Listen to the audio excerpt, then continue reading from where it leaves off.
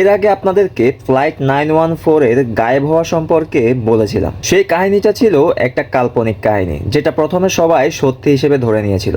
পরে জানা যায় যে এটা একটা ফিকশনাল স্টোরি ছিল। কিন্তু আজকে যে বিমানটির গায়েব হওয়া সম্পর্কে বলবো সেটি বাস্তবে ঘটেছে।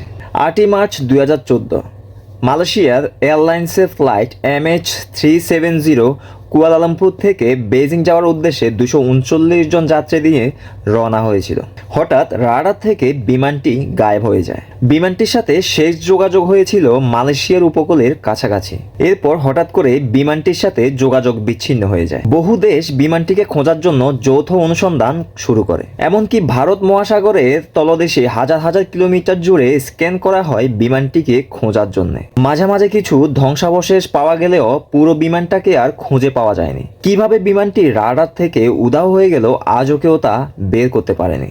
এই আধুনিক বিশ্বের ইতিহাসে সবচেয়ে বড় রহস্যময় হয়ে আছে MH370 বিমানটি। আপনাদের কি মনে হয় বিমানটির সাথে কি ঘটেছে? কমেন্ট করে অবশ্যই আপনাদের মতামত জানাবেন। ধন্যবাদ।